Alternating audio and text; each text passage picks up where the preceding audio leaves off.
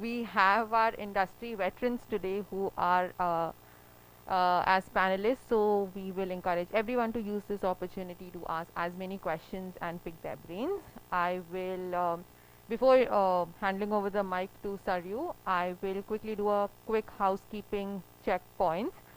So in the interest of health and safety, I will encourage everyone to keep their masks on, just to make sure your nose is also covered with the mask.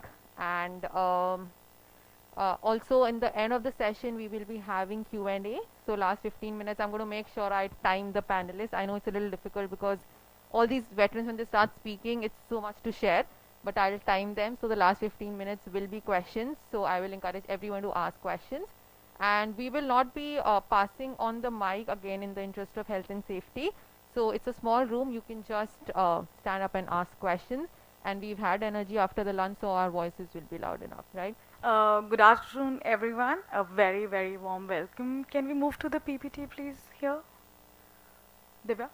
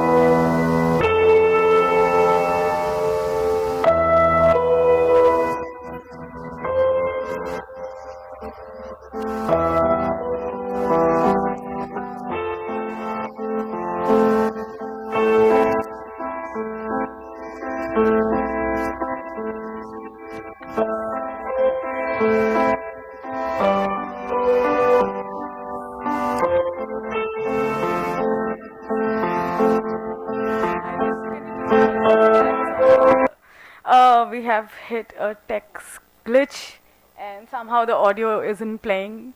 Welcome to our hybrid world in a very real way. So yeah, this was an experiment that was done where they got two strangers and they no introductions, no background. All they had to do is look into each other's eyes. It was an experiment done how you build connections when you are in a physical presence, even when there is no context, and you do that. And the pandemic has sort of taken that context away from us. There are no new connections. So why is it that in a hyper-connected world, with more than ever before access to people, there still feels an infinite vacuum? As they say, the simple truth is that technology is still a poor substitute for human interaction. The COVID-19 pandemic brought the world to a screeching halt and our lives along with it, forcing us to live lives that are cocooned and disconnected. While we cannot wait for things to go back to normal, and if they will ever go back to normal, we can always seek solutions and find ways to live normal lives in these abnormal circumstances. One is to have meaningful and effective communication in a hybrid world. And to discuss this today, I have with me a panel that I think honestly needs no introduction. They are names to reckon with, and their work speaks volumes for them. Please help me welcome Ms. Asma Ansari, Dean CIE Placements, the Delhi College Indore. Ms. Kanchi Khanna, Senior Director, Admissions and Outreach at Plaksha. Ms. Shikha Vij, Career Counselor at Step by Step, Noida. I welcome you all virtually and in person. And yeah. So my question to all three panelists, and you're free to go, whoever wants to go first. What are the key challenges that educators and counselors have been facing since schooling went online? Asma ma'am, would you like to go first? Yes, can you hear me? Hello, Yes, everyone. Yeah, so thank you for that introduction, Saryu.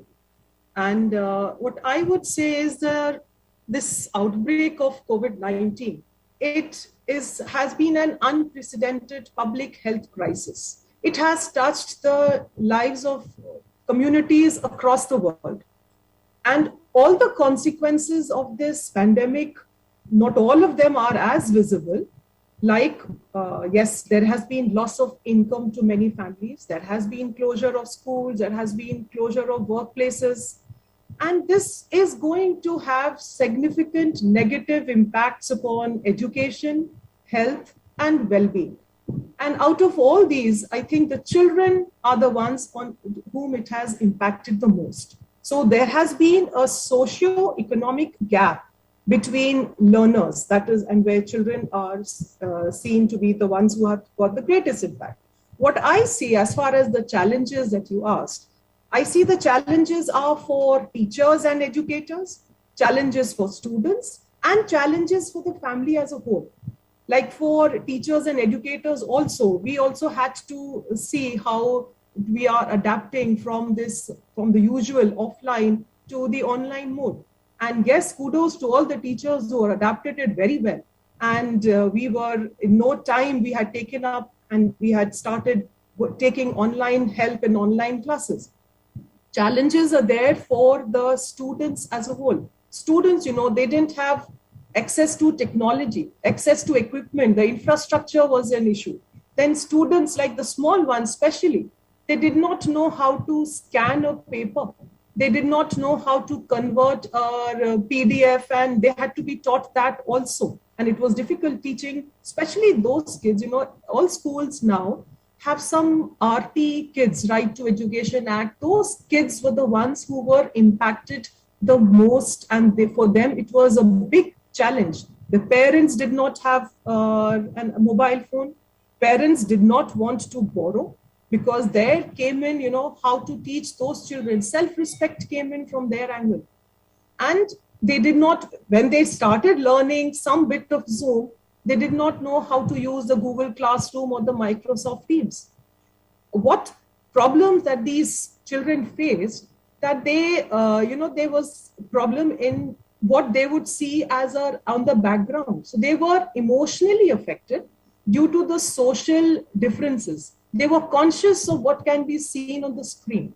So as far as students and parents, these were the challenges that were there at that time. Shikha? Yeah, so taking that forward, for me, one of the challenges, and I think all of us connect to the same thought, there was this, the boundaries between personal and professional just got blurred. There was no day, there was no end to a day. We were having meetings at night. It was all initially, there was a whole, buzz about the fact that we will be spending more time with our families, but I think it really got impacted. As a parent, as a school teacher, I felt that those boundaries really got blurred for us. There was no work-life balance at all. Increasingly, if you look back at the last year, I've made a lot of friends who actually quit, taken a break, because there was so much pressure. Health was suffering.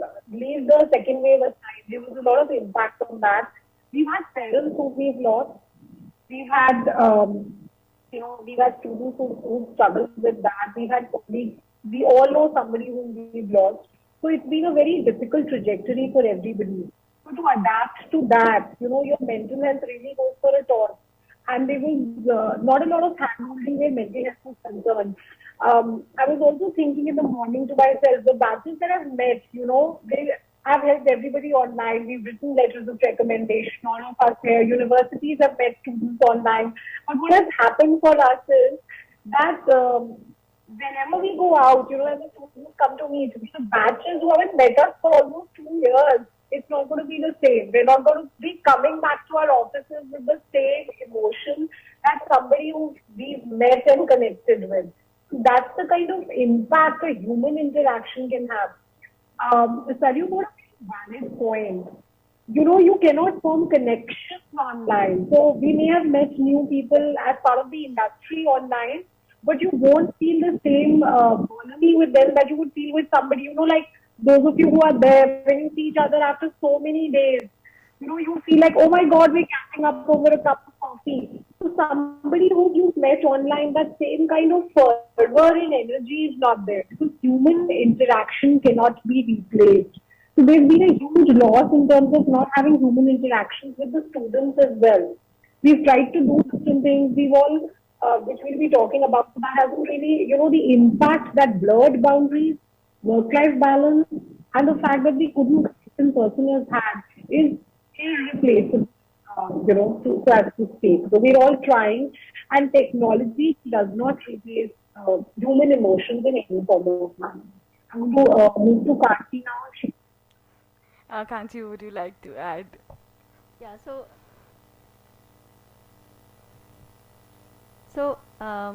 there's that's the school's perspective, and I'm got a couple of notes just to make sure that I don't miss out what I really wanted to say. And I think both of them have touched upon the digital divide. That's very, very true. It's even more intensified at the university level because the socio-economic range is really wide. Students coming in who don't have access to internet, coming from rural areas, semi-rural areas, or very, really students who are very privileged. So we need to cater, and we need to say that everyone is provided with whatever they need for the learning to continue. Another thing that happened was that the pandemic has brought on a lot of grief, a lot of emotional stress, and that's causing people to become less of risk takers. And what that's causing at universities is a loss of diversity.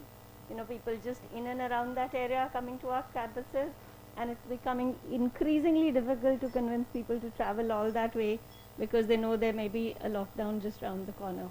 So that's what's been worrying them. From the university side, funding has stopped coming in as strongly as it was. Even if people have committed for funds,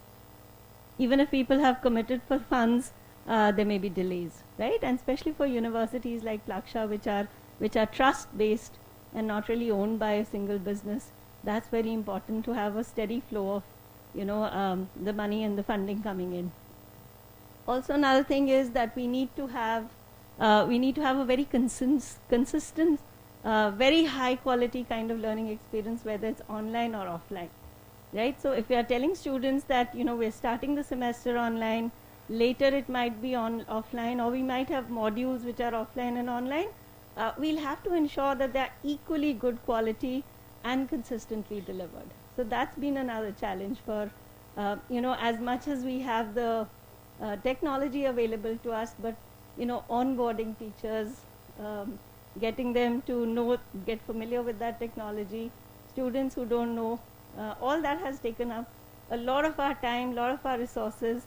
But like I said before, we've learned something in this pandemic, and really, do we need to go back? I think that's the next conversation, but we'll definitely touch upon these.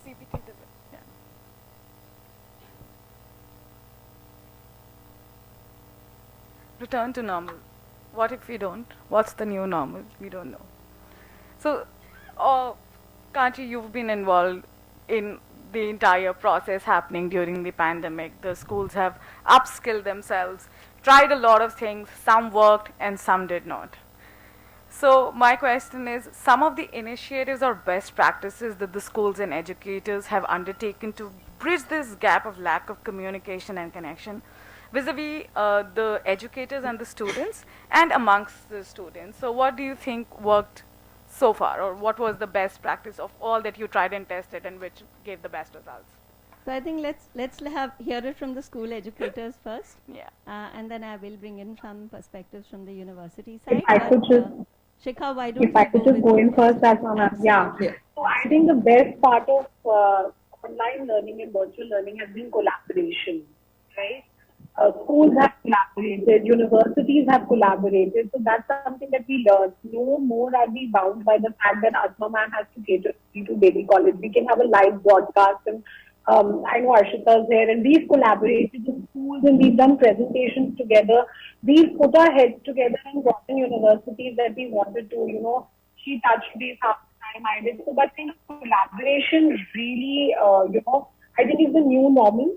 even though we really go back to hybrid or offline, I think what will happen is the fact that we have opened floodgates virtually. So people who cannot travel have access. That accessibility, sitting in New Delhi, we may not understand it, but the tier two town understands accessibility like that. So that has been brilliant. Increasing focus on mental health of students. For my school, I can speak that, we've adopted practices like SEAL by Emory University. We've gone above and beyond, especially for students who've been directly impacted, who've been hit, parents have been lost. Colleagues came in together, when we lost colleagues to help families to go above and beyond. So that kind of human energy that we saw, this whole shift on the fact that we need to focus on mental health, getting together, collaborating to build their profiles. I have never seen collaboration and I've seen it now. Students really learning the meaning of coming together, of leadership. A lot of it used to be just put on paper, but now, I know that schools get together and they say, listen, my students working on this project. Does any of your students want to join in? If they have similar interests. So those kind of initiatives on mental health, where we want to go above and beyond, our circles, our inner circles, is something that I truly appreciate, because I, as a person, believe that you learn so much more in a group. Even today, listening to Azma ma'am and Kanchi brings me so much more than what it was just me talking. So I think that's something that's really been a positive shift, that willingness to go beyond. Azma ma'am, would you like to add to that? Yes, Shikha, I agree with you. Collaboration is something which we have adopted, and all of us have collaborated, be it our counselor community or the teaching community. And as far as the schools, in the schools, to bring about creativity among the students, because we could not just only teach. So what we did in our school, especially, we brought about some programs for the students to bring out creativity among them. Like we asked them to make a movie, and the way they collaborated and they shot the movie while staying in their own homes, and we broadcast that movie presentation, and we did it as an inter-house competition. The students collaborated as far as music, dance, drama. Then we also had some visual arts where we could, the advantage of this online was we could get people trained from across the world. They came and trained our students online. So plethora of activities were there. So as to even to hone the artistic abilities and the aesthetic skills of the students. We had things like light and shadow photography competition. Then we had digital manipulation. We had sculpture, and we saw students, parents, and some outside the teachers, they all collaborated, and they showed to us, the community, that yes, things like this can be done while they were at home. Because we did not want that the students should be just studying, that's it. So we had other things like it could be macrame, it could be tie and dye, and the students were doing things out of waste and showing to the entire school. Then other things that we did just to overcome the well-being of the children, we had various webinars. As you said, it was webinars with the students, with other schools, as well as our alumni came to the help. And then we had some alumni connect series. We even have thought of physical exercises. So we asked our own games coaches to train the students for physical activity in the morning, as we used to have PT here in the school. So that there, parents were so happy that the children at least are getting up and doing some physical exercises with the coaches, though it was all online. And we did form a community so that, it brought about positivity and hope among the students in these tough times. So that is collaboration between parents. Parents have also come to the rescue, and parents have also been very, very collaborative in this entire thing. And one thing I would like to say, this online, that has brought about some positives also. We all, elders, we've become more tech savvy. We've become more self-reliant. We've learned new ways to sustain ourselves. We've become more patient, I think. We've started that forbearance, that spirit to help each other. So this online learning has not only, there are challenges, but it has opened new doors, and we should combine the best of both of them. Thank you, Asma ma'am. If I could just add before Kanchi to Soma. I also think this was a year where we learned as counselors. I have done countless courses, whether it was universities offering global counselors academies, or counselors getting together. A lot of counselors from IC3, International ACAC got together and offered courses and we could do. So this was also a year of learning for me. Personally, the amount of time I could devote to doing my capstone, I don't think I can do in a school year in a normal kind of a year. So that was something that I think I extracted, which made my life richer. Shikha, and that's exactly what I wanted to bring to the center and front is that it's not just center and front and center, that it's not just all challenges, it's a lot of adaptations, it's a lot of opportunities that has, opened up for us. And one concept that I would like to talk about today, which again has become into focus, is self-directed learning. That the students take ownership of what they are learning, how they are learning, at what pace they are learning, and that will definitely make them more responsible, more open to learning. And I think that's the way to go, because it was brimming, it was right over there. We knew that this would happen at some point. There's so much knowledge out there, there's so much right in the palm of their hands. They don't need teachers to bring, the teachers are still curating the text and whatever information is out there, but still it's available, and students really are really smart, and they'll be able to find all that information, right? What we need to do in our classrooms is really build knowledge and ultimately hope that it builds wisdom in our students. So how is that knowledge, how is that information going to transform into new knowledge? It's only going to come out from discussions, debates, conversations, project works, and not really from lectures like it traditionally used to be. So the hybrid world is going to allow us to do that. Students can watch lectures online, recorded sessions we could provide. In fact, this could be a resource which is open to all across the world for people to see, view, learn from. But what new knowledge will develop is in classrooms. So the hybrid model will work. Those huge lecture theaters, lecture halls in colleges will be reused and repurposed for project work, for students coming together, regrouping to discuss what they've learned online. So, in a way, the curriculum gets broken up into two parts. One is what they learn online, and one is what they do offline in terms of discussions and debates and, bringing all that knowledge together. And that's really the way we see forward, Another thing, of course, is that the world of work outside is also going hybrid. So in a way, we need to prepare our students. I mean, we don't have to cocoon them and say, okay, we'll spoon feed you, we'll give everything to you. Let them prepare for it, right? They are going to, the world is globalizing, and it has been for a long time. And that's the best part. Students who were initially working on, working on projects which were, in their society, in their community, or just outside the city. I know a lot of you have schools where you would take your students out to, teach underprivileged students, maybe in a village or an orphanage. You probably can't do that right now. But what they can do is that within their own community, they can start taking up projects, maybe in their own society, maybe at their own home. And in my last session, I quoted a couple of examples of a student who said, he was in the rural areas, and he said, my mom forgets to switch off the water tank. It always overflows, so I fixed this little device so that she can see, if this light is on, it's half full, it's completely full, or the alarm is ringing, she has to switch it off. So they can be so innovative, and they can have so many projects.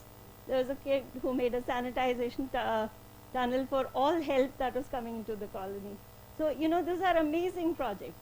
It shows their problem solving without even having to step out of their homes.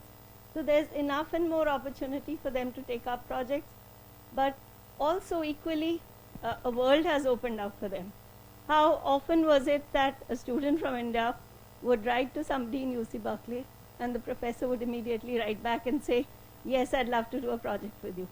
That's happening. I mean, the kind of portfolios I've seen this year, I've never seen before. So I don't know about us. We might be anxious, but students aren't. They're taking it as an opportunity, and they're grabbing it with both hands. And like our Vice Chancellor says, there's a trip to the moon. Are you in it? So, it's really an exciting time to be a student.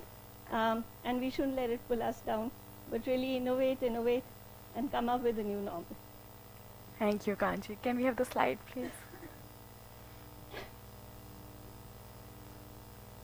Connection is the basis of all learning.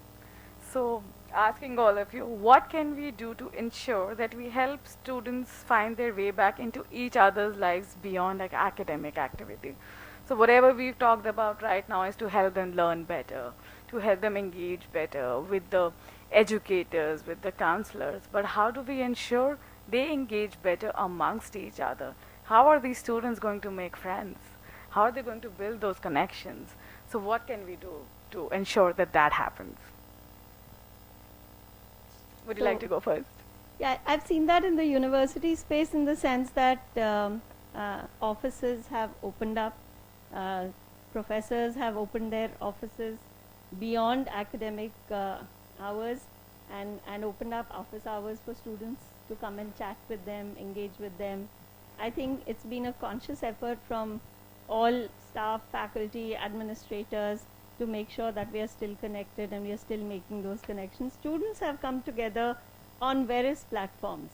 You know, students who are interested in technology are not just chatting on WhatsApp but on Discord platforms. They found these various amazing engaging spaces, and then artificial intelligence is stepping in. It's making learning, engaging interactions far more personalized. So that's helping a lot, and it's not something into the future. I mean, it's happening now, and it's happening very fast, and we'll have to keep up pace with what the students are doing. So it's a very interesting, very exciting space. I've seen student life developing online. So our students are doing member spotlights. So one student comes in, talks about his journey, does that whole thing. Then they have movie nights, they have game nights. They're doing so many things on life that it's student life completely reimagined. But I'll hand it over to Shikha and Asma. I'm sure they have a lot more to add. Yes, So, Shikha. for me, one thing, yeah, which I was on a panel last year with the school. We collaborated with Brown University and Catholic, and something that they said really hit home for me. I must have used this line with every student that I've met in the last year. They said to showcase your profile. What Kanchi says is absolutely right. I have had students writing research genuinely, not just in person. People have been reversed. But what this Brown University rep said really hit home for me because I'm a voracious reader.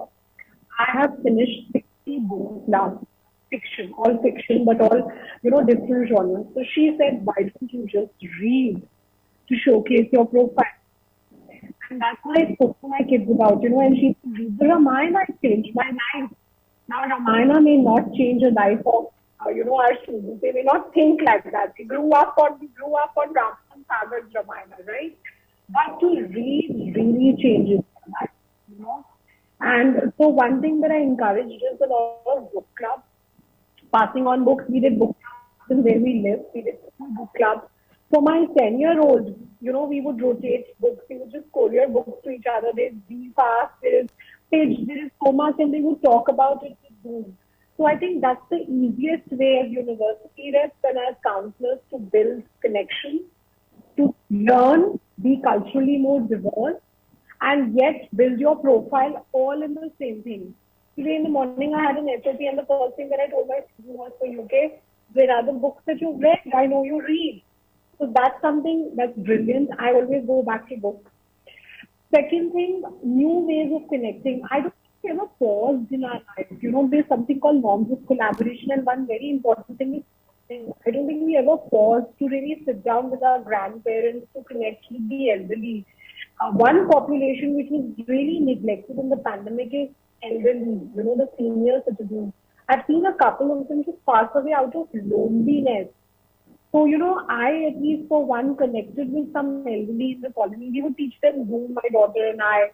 We would connect how to do Amazon, to talk about the fact they don't know how to Netflix. I have a neighbor whom now I've just connected and she doesn't have internet. And we're trying to get internet for her so that she can Zoom with my daughter and do Netflix. So all these bringing technology to the senior citizens, going back to reading basic things. One other resource that we use, like what Kanchi said, students, we used our alumni brilliantly. The fact that they were virtual and they could talk from all corners of the world, to talk about their experiences. I remember one student telling me, that they were overwhelmed by the fact that they were stuck in America and the child just couldn't survive. Like, he just got him to connect to another student at the same university who he told me, I'm so happy. Misfit school and so happy at such a big public university of California doing well.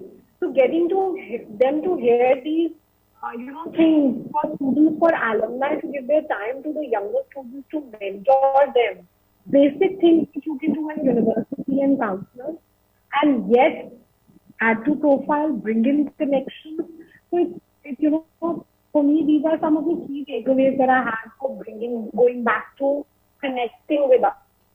Azam ma'am? Yes, I agree with you, Shikha. Connection is the basis at the moment because we have to form these connections. And as far as the curriculum is concerned, in the beginning, Kanchi was talking about projects-based learning. So we can look at like flipped learning or student-centered learning. I think flipped learning where the students are given and then they are presenting, which makes them better learners. So we must, have that, there's a saying, learn, unlearn, and relearn.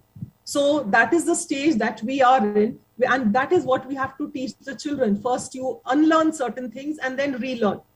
So we as teachers, what we have done is, again, a lot of webinars with the alumni.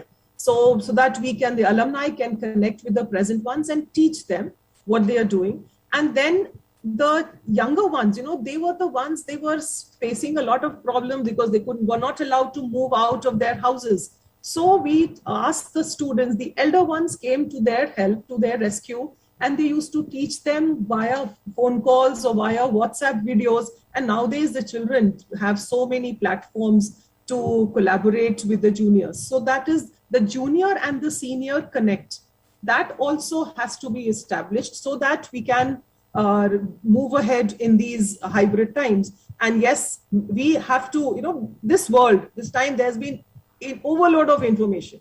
So we as elders or as educators, we have the responsibility of telling those what is right, what to be absorbed, and what not to be absorbed. Like we have to even teach them about cybersecurity and so on. This is also very important.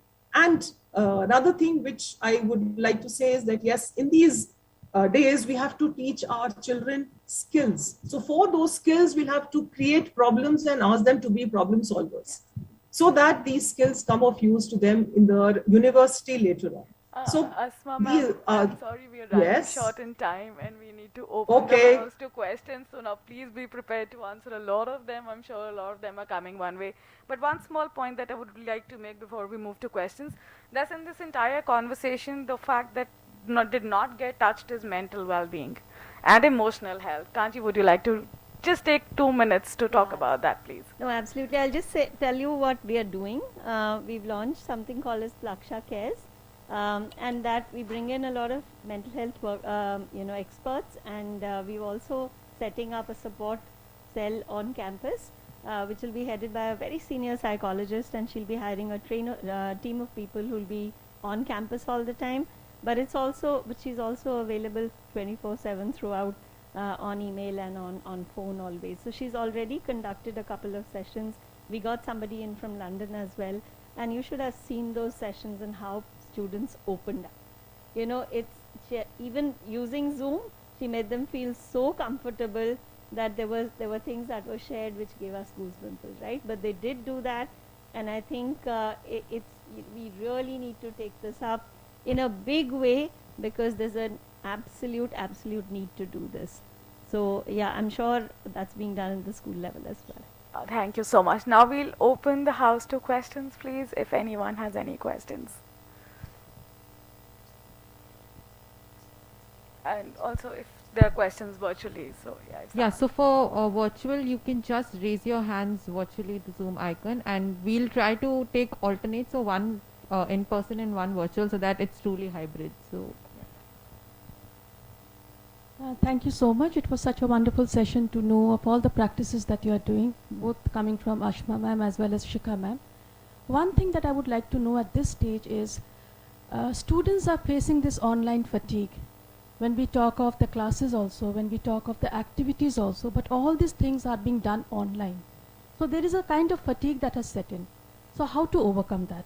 That is one area that I would like to get some guidance.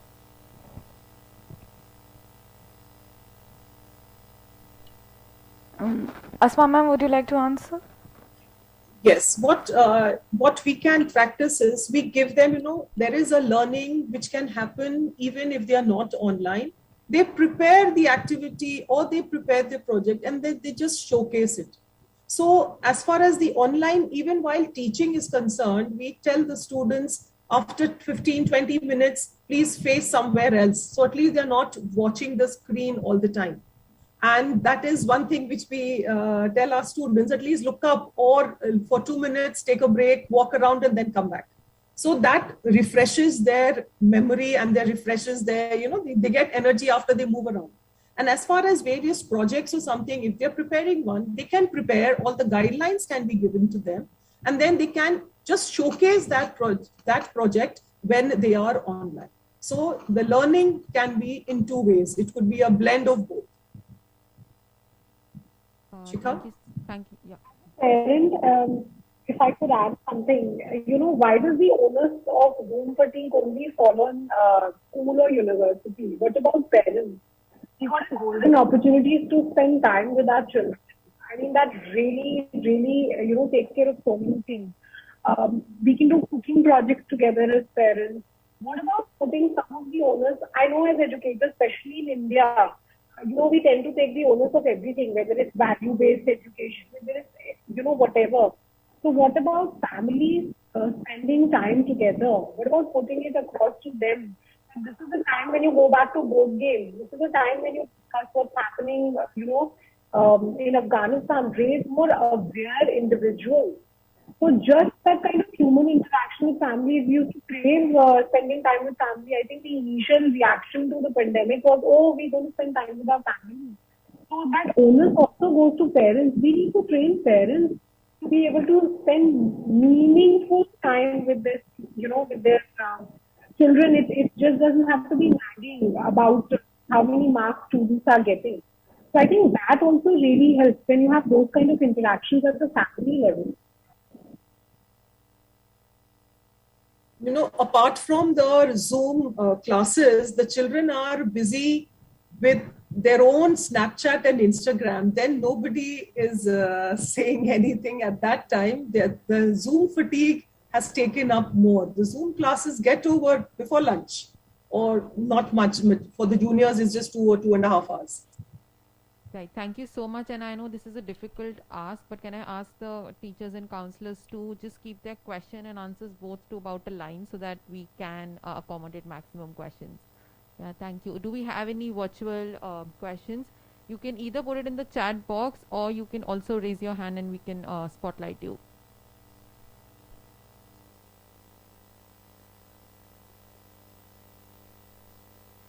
None in the chat. Is there anybody virtually who has a question? Please feel free to ask and just raise your hand.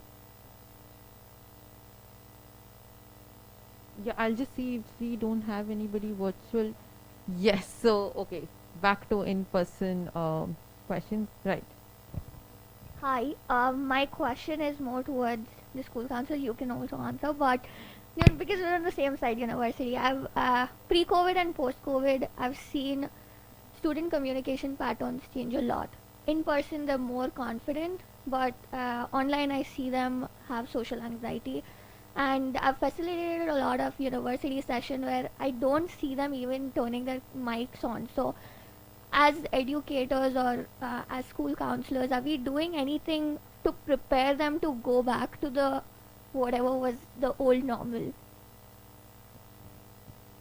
sure there are very senior counselors even in the audience. Kanchi, Khanna, and some senior answers, not just from Shikha, but Asma were also from this group, and they come and please, we'd love to hear your thoughts as well.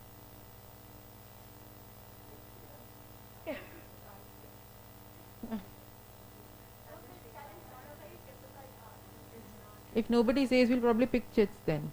Yeah. No, we'll have Rekha ma'am then.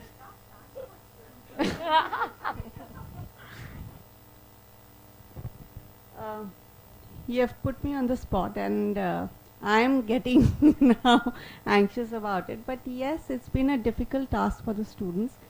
And in fact, when Shikha and Asma ma'am and even Kanchi, when they were discussing about various things, that was the same question that was coming to my mind, because it gets very difficult for the students to even get their cameras on or their mics on.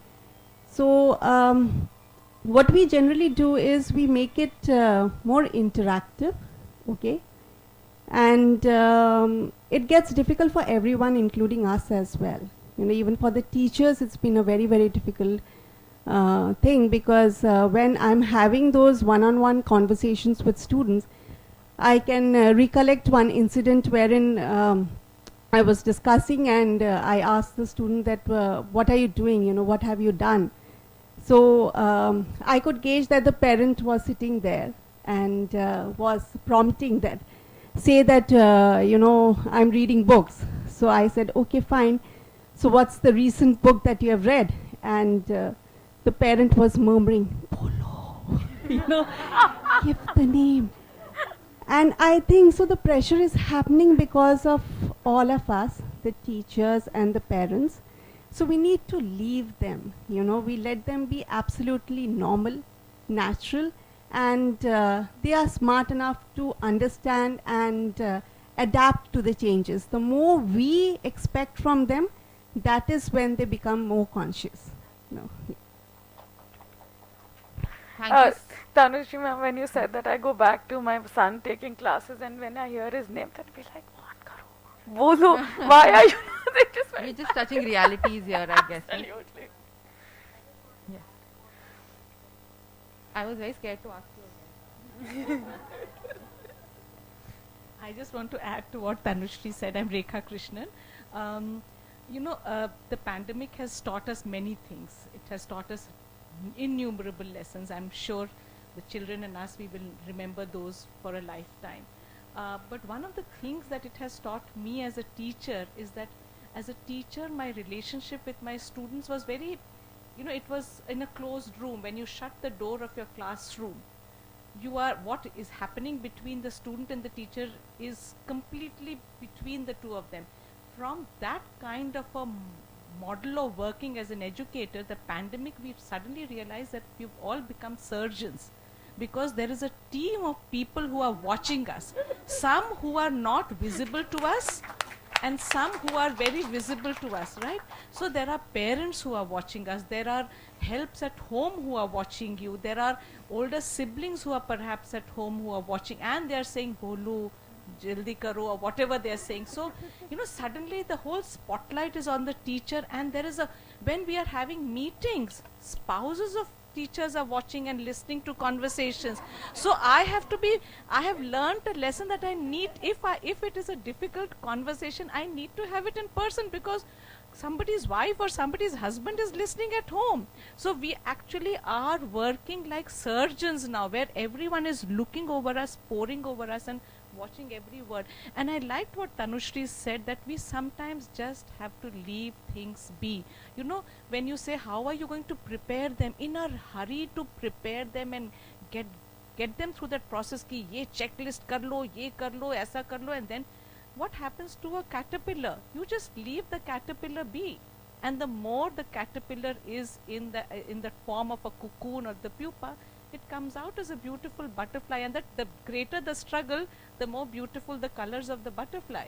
So I think somewhere we need to have trust in the cosmos, that the children will acquire the skills, and when they come back, because we are also learning, and we will all learn together, we will make mistakes and go forward like we did at the beginning of the pandemic when we come back, and we should never go back to the old normal. That old normal is not there. That is not a good place to go back to. Thank you. Thank you so much, Rekha Thank you ma'am. so much, ma'am. I'm just going to add one more thing to something that Nagma said yesterday. And Nagma, I want to bring back that comment. It stayed with me the entire evening. She said we have to change the narrative from what is wrong with you to what happened to you.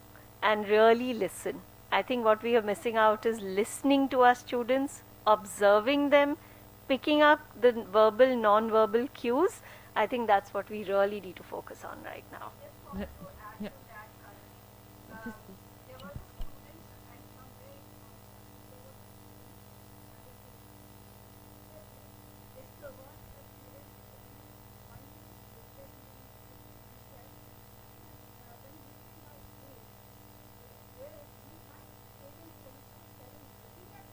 Yeah.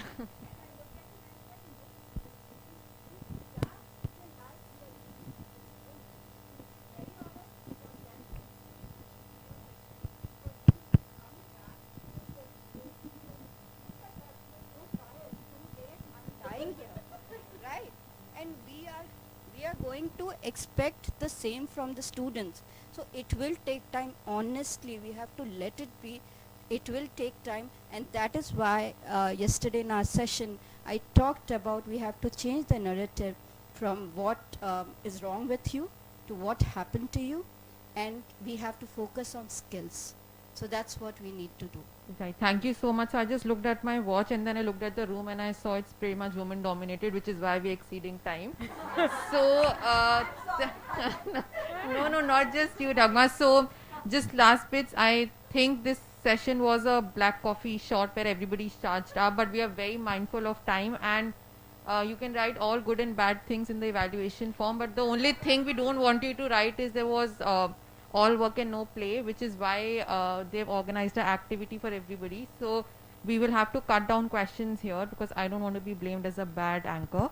So we will now hand over to the activity, and if you still have questions that are not answered, we all know all our panelists are very, very available all over LinkedIn, in person, virtual, etc. So you can shoot your questions. Yeah, So as I thank said, never before ever more access to people, so use that. you. Yeah, and We are one available. before I ended, one special appreciation for Saryu is that when I timed her, she's probably the only one who didn't give me a frown and gave me a smile. So thank you for that. Yeah. Most welcome. So with this a short activity we want to do. First I'll explain it to the virtual participants. We want you to be as involved. Switch off your cameras and connect to a person you have never spoken to before. Chat with them. And for our participants in person, turn your chair to the person left or right of you. Those who don't have a partner, find one. No talking. We are going to do what we saw in the video. Look into each other's eyes. We'll give you 3 minutes. Okay, 2 minutes. 2 minutes? 1 minute? Okay, we cut down to 1 minute. Don't be that scared. Okay, I'm going to begin the timer and no talking. Go on, go on.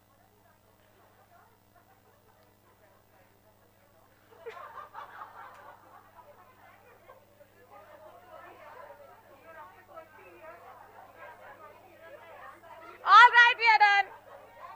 Done.